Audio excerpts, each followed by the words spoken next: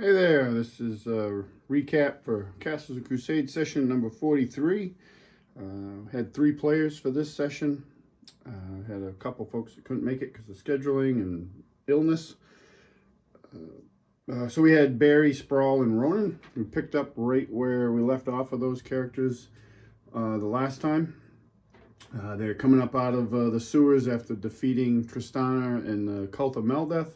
They're carrying Lork's dead body with the intent to get him to a temple so he can be resurrected or raised.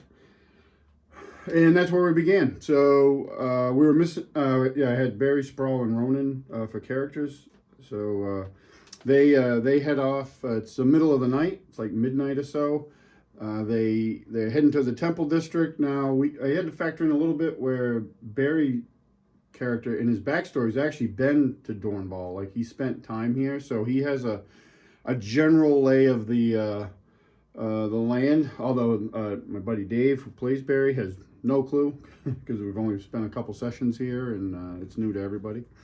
So they know, like, they head to the northern part of the city. That's where the temple district is, and on the way there, they not surprisingly come across watch patrol, city watch patrol, and are stopped because they're carrying a large dead body through the streets of the city.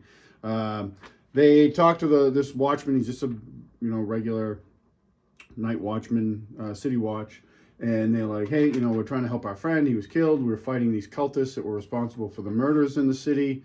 So this is above this city watchman's pay grade, but he does guide them to the temple district with the intent that they're going to have to talk to the watch commander and explain all this.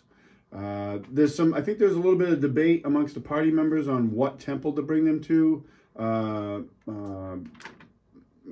My buddy Matt, who plays Spraull, his thought was, well, maybe we should bring Lork to a temple of a god that he follows. And Lork follows like northern gods, which are they're more Norse based than what the rest of the party follows. And he got that from his mentor, who traveled quite extensively in his youth in amongst the barbarian tribes up in the northern part of the setting, and adopted the Norse gods himself, and he imparted that on Lork. So there isn't really one of a god there that follows that faith in the city. So they have the option of the Temple of Cassidius, which they choose that one partly because the Cult of Meldeth, in its notes, Tristana's notes, they had found rough plans for her cult to attack a temple of the Golden Spear, which is dedicated to the god Cassidius. So they're like, well, yeah, we should bring him here. There was talk about bringing him to a temple of Throster, which is the dwarven brewing god, which does have a presence in the city, and Spraull follows Throster. But ultimately, they decide to bring him to the temple of the Golden Spear. They do that. They meet with the priest that oversees the temple. His name's Brigsby, and he accepts him into the temple. He has acolytes preparing Lork for the rituals that are involved in raising him to the dead. Above board, this is kind of how we explained, because my son wasn't able to make the session, so we explained that this was going to take a little bit of time, and it got that out of this session, which we weren't going to address, his raising. We had planned to, but with the scheduling issue, we couldn't do it. So they sit down and they talk with Priest Brigsby. They explain everything that's happened with the temple. They show him the notes and everything. The watchman's still there, and eventually the priest just tells the watchman, he's like, I will make sure that they go see the watch commander and explain all this, and I will go with them. And that's good enough for the night watchman, and he goes about back to his duties, which he's thankful to be able to do. So they explain all this, and this it does earn them a bit of the favor of the Temple of the Golden Spear, because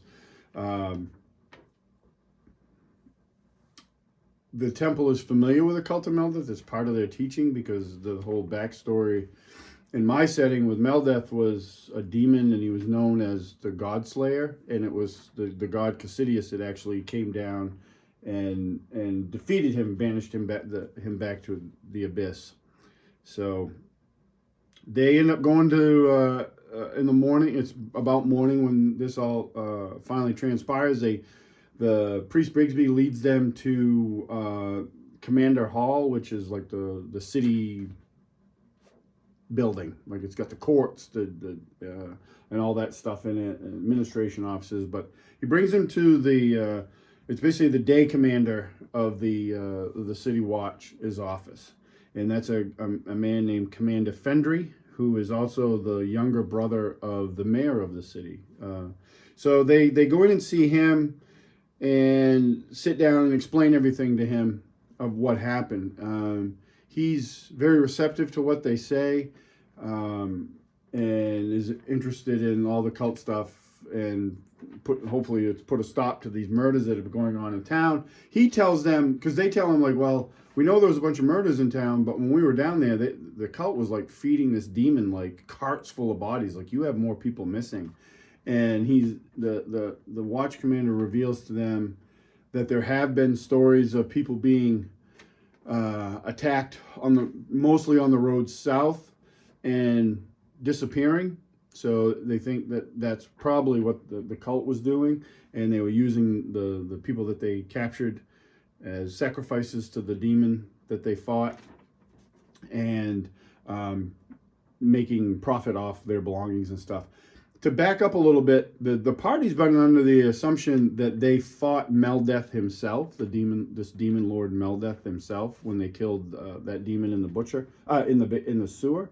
And when they're talking alone with Priest Brigsby, he explains to them that he does not doubt that they fought a demon, but it more than likely was not Meldeth himself, but somebody, a demon that is a follower of Meldeth or one of his minions, because Meldeth himself was dispatched by a god. He was dispatched by Crusades and banished back to the abyss. So it was unlikely that they actually fought Meldeth, the demon itself. So that was just a little aside. That was something that they had talked about, like outside the game, like, you know, how they defeated Meldeth and all this stuff. And I didn't want to just tell them like above board that it didn't happen, like, but in game they learned that, well, it wasn't actually Meldeth that they defeated. It was another powerful demon though, and it was a powerful demon, and that was a really good fight. And so yeah, they deal with that. They end up. This was a really fun scene in the commander's office, because there was a lot of role. This actually, the whole session was all role play. We ended up not having any combats. So in the office, it was very well played out. Spraull doing almost all the talking, explaining what was going on and what they'd been doing. Meanwhile, Barry's sweating it for a couple reasons. One, he's a magic user, and magic users in the use of magic, it's more so the use of magic is outlawed in the city. It's not that magic users are outlawed. It's just you cannot, it's illegal to use arcane magic in the city. The other reason he's sweating it is because in his backstory, which is part of the reason why magic is outlawed in this city, Barry's a wanted person. Like, he was captured by the city watch, mostly because he didn't do anything wrong. It was his mentor that he had at the time in the city was not a great person, and that falls back to way back to a much earlier session where Lork was in Dornval with on an adventure with some other characters that were played by other friends of mine. So he's sitting in this the day commander of the city watch's office, and he's sweating it. Like, this is not good. And it was really well role played by everybody at the table. And it's particularly between my friend Dave and my friend Steve. And my friend Steve plays Rhonin, because Ronin's a very interesting character, because he's had a lot of things happen, and his character has transformed because of things that have happened in game. His character is really a great example of emergent play, I think, because he didn't come in with a very big backstory. I'm not opposed to backstories at all. Just that my players know that they'll give me something for a backstory, which I'm fine with, and I'll twist the living hell out of it to make it something different and still surprise them. So it's not like preordained that all this stuff in the backstory is going to happen. I'm going to use that and twist it up. Well, Rhonin didn't come in with that. He came in with, my buddy Steve came into the game kind of spur of the moment. And his character was a young kid, was a pig farmer, didn't want to be a pig farmer, left the farm to adventure. That was it. And Rhonin has transformed throughout the games because of what's been going on in the game, as the other players has, but it was just a good example of not needing a real big backstory. It's like 2 sentences and done.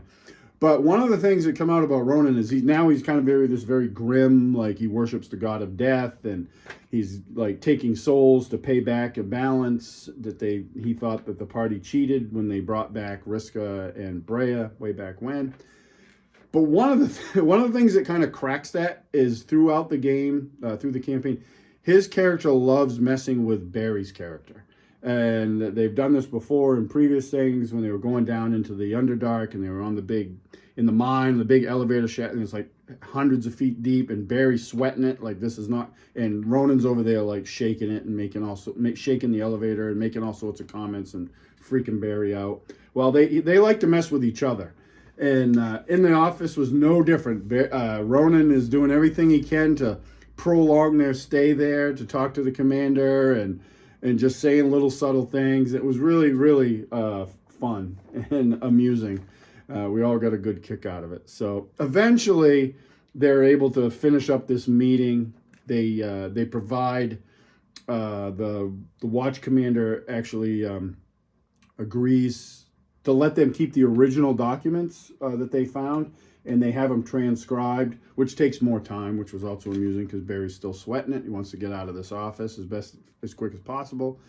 But they eventually move on, and it's great because like the first words out of Barry's mouth is when they get outside the commander hall is he's just like, he looks at Rhonin and he's just like, I hate you. And then off they go. They return to the Hammered Gauntlet, which is the inn they're staying at. For some well-deserved rest, they get cleaned up, they bath, they like basically burn their clothes and have the little guy working, the kid that works one of the kids that works at the inn, they requisition new clothes. Let's see what else we had. Spraull ends up going, we kind of did this above board, but they did pass a Temple of Throster. Spraull goes there and requisitions some scrolls for healing, which was no problem. We didn't spend a lot of time on that.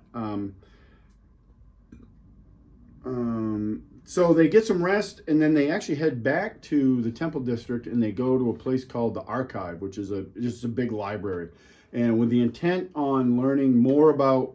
Barry wants to learn more about the Rod of Seven Parts. The whole party does, and on a personal note, Barry wants to learn more about the staff of Tamlin Roan, which is the staff that he has.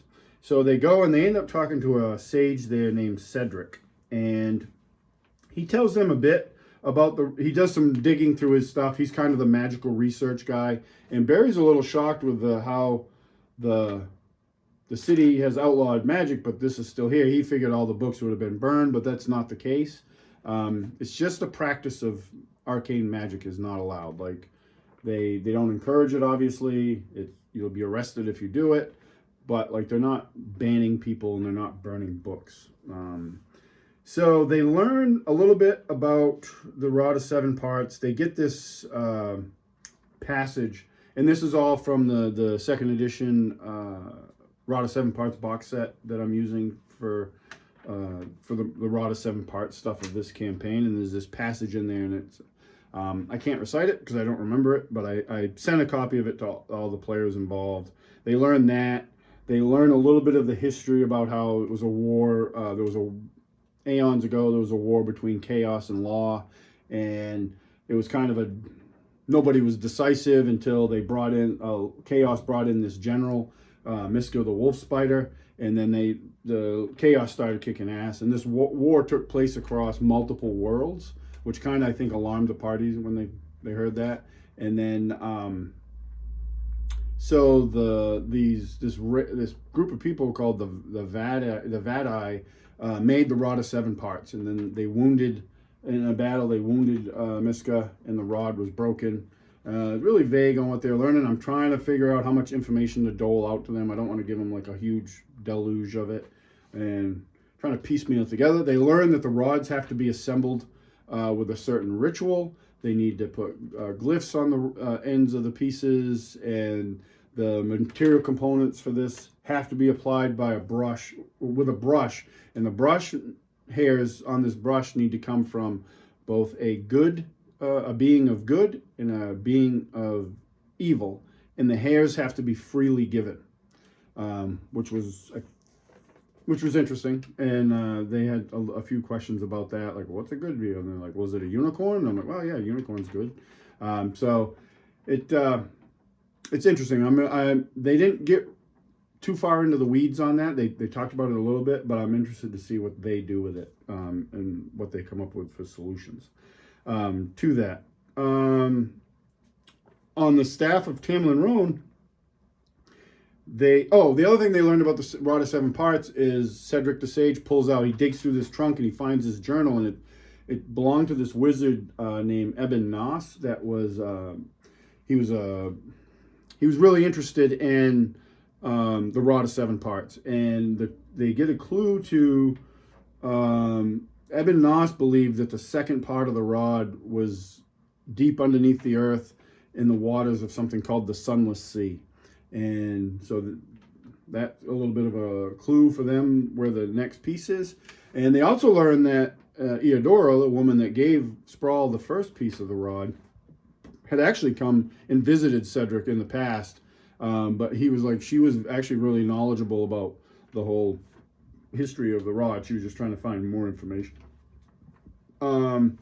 They end up going to market after this. They leave there. They go to market to get some stuff. And I usually don't do a lot of, we don't have like shopping episodes because they're inherently boring. And I only really get into the shopping section if I have an interesting NPC that I want them to meet, or a merchant that's fun to play. But typically we do shopping above board. And this part of the game was a combination of both. They're in the market, and Spraull has wanted a mount for a while because he's a dwarf. He doesn't have a great movement rate, and they do a lot of traveling. So Barry has his cart, Lork has Fenris, he can ride, which is a ward, he can ride him. Cosmo has a dog that he can ride. So Spraull has wanted a mount for a while. So in the market, he sees this old, bald-headed, huge beard, grizzled dwarf leading a train of half dozen massive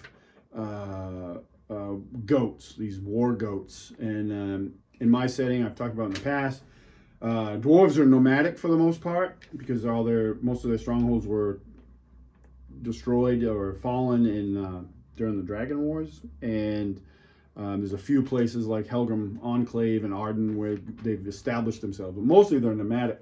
So he approaches this dwarf, and they use goats and bears and stuff for mounts. There's bear caravans that travel the lands just from one, there'll be like a few areas that do have, like on the Lonely Coast, which is west of where they're at, there's dwarven strongholds. There's a couple of them. Well, the bear caravans will load up dwarven supplies and travel across the lands, selling that stuff. Then they'll go back, get new stuff, and repeat. That's how they make their living.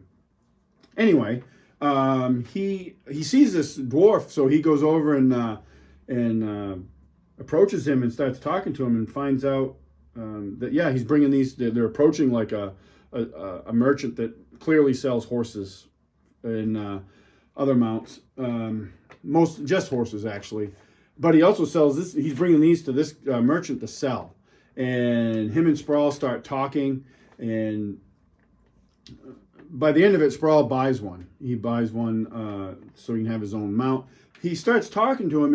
When they're talking, he learns that the guy's name is Bruni, and he's the son of Bjorn. I think that was his name. And that sparks a memory in him of stories that Spraull was told as a kid, as a young dwarf, of Bruni the Worm Slayer. And there was this dwarf during the Dragon Wars. He was a member of Helgrim Hall, which Spraull is a descendant of those dwarves. Like he would have, and Helgrim Hall was where the final battle of the Dragon Wars took place. The forces on the south were victorious, but the hall fell regardless, and the dwarves fled that hall. And Spraull would have been very young at that point, like to the point where he doesn't remember it. He was so young, but they've grown up hearing all these stories. That's how Dwarven, in my saying, Dwarven tradition is passed down for the most part, is it's told through stories, and because of the nomadic nature of the dwarves, and it's passed down. So he's heard stories of Bruni Wormslayer many times, and he's a legend, and he kind of pieces that together, and without verbally acknowledging it, Bruni acknowledges that is him. And so they start to, he tells them that, oh, I heard these stories from, my grandmother and all this. And Bruni inquires who his grandmother is, and he tells him it's Dodonna Earthshade. And Bruni tells him that he knew his grandmother, and that she was, even at her age, which was younger at that point, she was a very well-renowned healer amongst Helgrim Hall. And so there's a little bit of connection there, and that was a fun bit of role play, and I think my friend Matt really enjoyed it too. That little more dwarven history and that connection to his grandmother's character, and which was really good. So we do that, and again, like I said, like off screen, I'll do shopping, and that happened. Like Rhonin, they know winter's getting ready. They're in the late summer, winter's coming. So I missed this. What they learn about the staff of Tamlin Roan is that there was a belief that one of the crystals that powers the staff, Barry currently has the fire crystal. The ice crystal was sent to a place called, I have it somewhere in my notes, but it was sent to this place called Academus, I think it's called, Acadam. And Acadam is a place located to the far north in a land called the Great Brummel Rift, which is like an ice snowy realm. And Acadam was the stronghold of Nicodemus, who was a Titan. And the legend of Nicodemus was he was a Titan, but he also was one of the Titans that sacrificed himself to seal the great ancients, which are dragons, in the tomb, which ended the Dragon Wars. So the Dragon Wars were ended when the Titans basically stepped in, and to get rid of the dragons, they sealed the great ancient dragons in this tomb, and then the rest of not great ancient dragons were basically put in like this long slumber, which has actually since been broken. That got broken in our 5th edition campaign. So the Dragon Wars really tie into a lot of the setting and stuff, and I do have stuff that is beyond that, because that's actually time-wise, it's a relatively recent war. It was it ended 150 years ago in this current campaign. But yeah, so they know, hey, Ronan's like, hey, we might be heading north at some point. So he buys winter gear, snowshoes, clothing, all that stuff. And we just did that. He's like, it was no problem to get any of that in the city. We didn't role play any of that. And it was a good combination of, we role played one shopping encounter, but we didn't belabor it and do shopping the whole session, So that worked out very well. They end up back to the Hammered Gauntlet, and we had another interesting role play session here. They were sitting around wondering what they were going to do next, and drinking. And one of the things they noticed is that Rhonin, who's been on the wagon for a while, is drinking. Like when they're drinking wine with Priest Brigsby, and now in the Hammered Gauntlet, he's drinking. And so that kind of came out, like, why is that? Why? Because you were, and basically, pardon the language, he comes out and he's like, fuck the gods. He's like, we lost Brea and Riska. We brought them back. We cheated the gods out of their souls. I've been taking all these souls to pay them back and do all this extra. And we've all been doing these things to do them extra. And Lork dies. The gods don't care about us. They don't care. So frig him, you know. And this sparks like a debate in character between Spraull and Rhonin, to the point where they're getting ready to fist fight. And it was just a great role play moment between the two of them. And and Spraull's like, I agree with you in some points, but you mind your tongue about Thruster, because he mentioned things about Thruster too. Not that Rhonin has a particular bent against Thruster specifically, but he just mentions him because he's like, Thruster doesn't care and they don't care about us, blah blah blah. And Spraull's over there taking his gauntlets off, and he's getting ready to like throw down. They're gonna fist fight in the street, and then they're like, "Well, we don't want to bust this place up. We like staying here, and if we stop breaking furniture and stuff, we're gonna get kicked out." And it was a really good moment, like a really great role play moment between those two characters. And then it ended. They maybe calmed down a little bit, but one of the things that ended it was Rhonin notices a commotion in the corner of the bar, and he looks over and he sees a waitress, and she's trying to get this beer away from this big fat slob of a patron who's just blubbering drunk. And he recognizes the drunk, and he was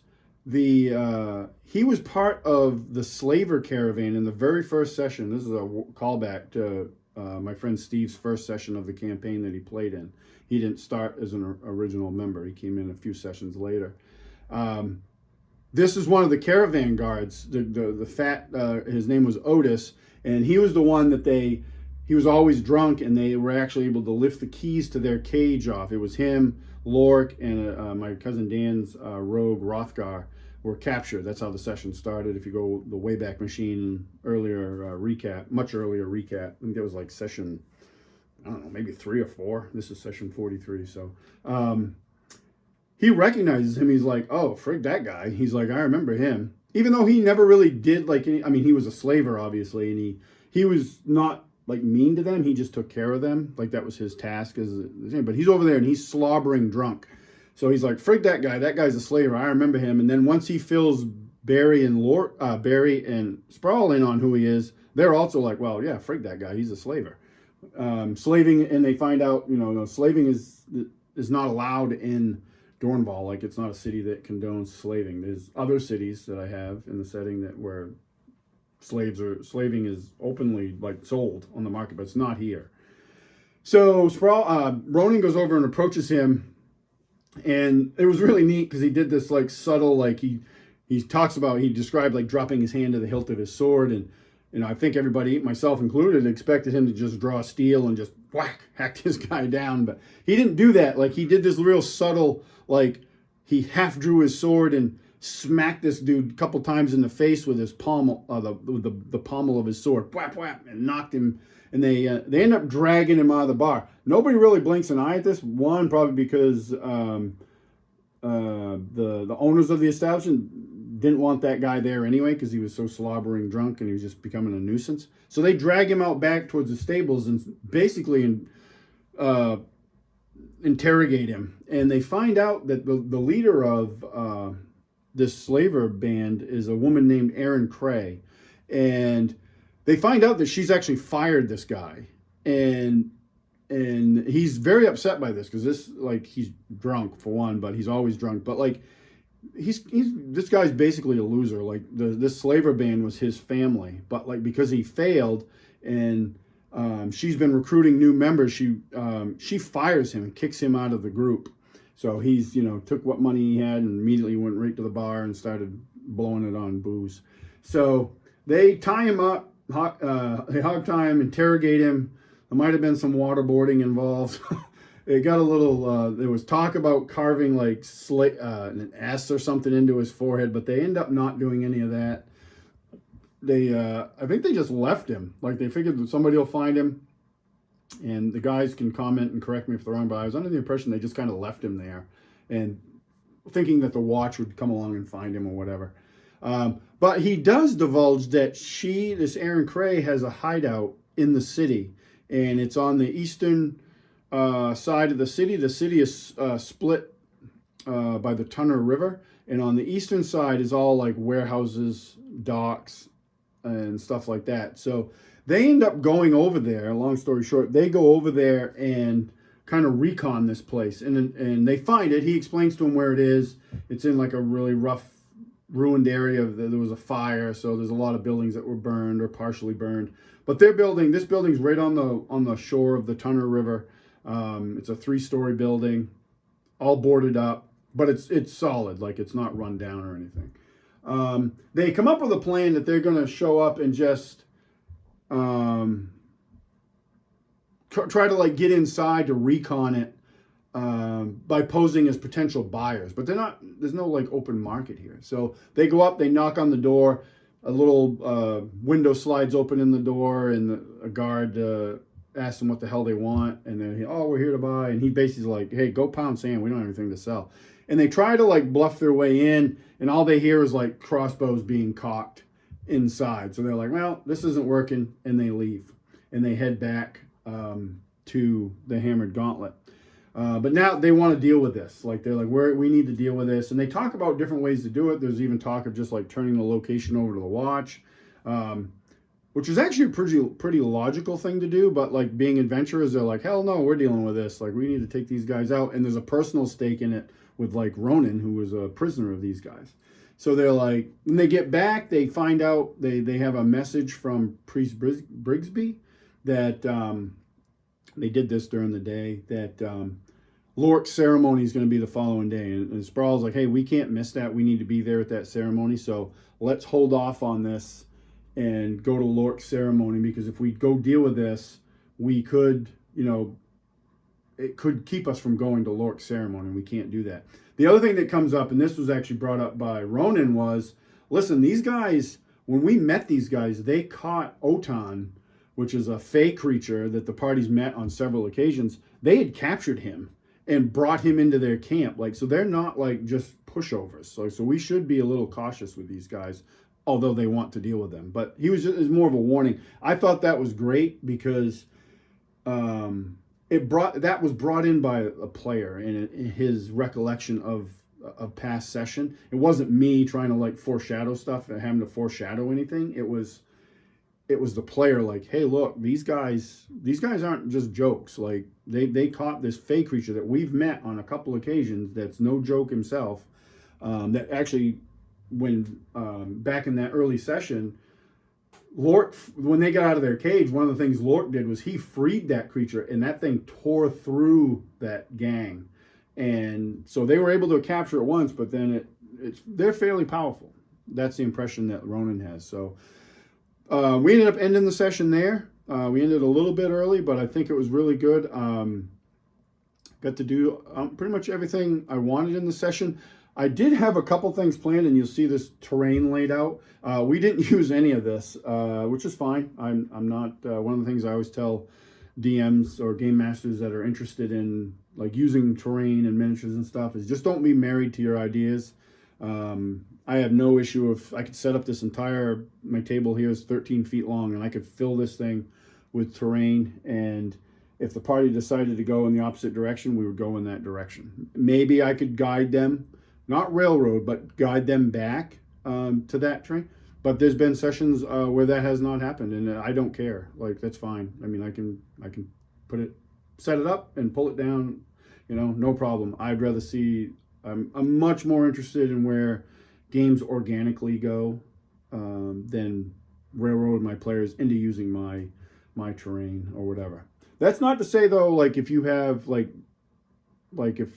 this next session, I know that they're going to go to the slavers hideout. They've already decided it. That's fine. Like, they can let me know ahead of time and I'll set that up. But if something happened and they were like, hey, no, we're going to do this instead, maybe something catches their eye or interest and they're more interested in that, we can go the other way. There's ways to do it without railroading their players. A good example of like the terrain thing is if you go to Todd Michael Putnam's channel, which is awesome. He has great full tables of terrain, and he really great channel and Facebook page. His party tell him, like, his players, like, hey, we're going here next, and that's what they do. And we do that for the most part with a West Marches style game, but sometimes things just don't happen. And there was encounters set for like this area here This is a combination of Dwarven Forge and Tabletop World and Infinite Dimensions, that gatehouse building with the wall. But the encounter just didn't happen, and I was fine with that. I mean, it was fine. I think the terrain set up maybe a little bit of ambiance mood because they're in the city, and then this was for something else. The Warlock tiles were for another encounter. Yeah, no big deal. We'll see some of this next time, I'm sure. But yeah, that's that was the session. That was session 43. Got a lot of Castle Crusades coming up because I'm going to be running a session every other Thursday of Castle Crusades with the B team. So we'll be playing the B team, actually coming this week and finishing up the adventure, which is underneath all this stuff. So there'll be much more Castle Crusades coming, I think, in the future, which is great. It's a great system, great company. But hey, appreciate you all watching, and catch you at the next one.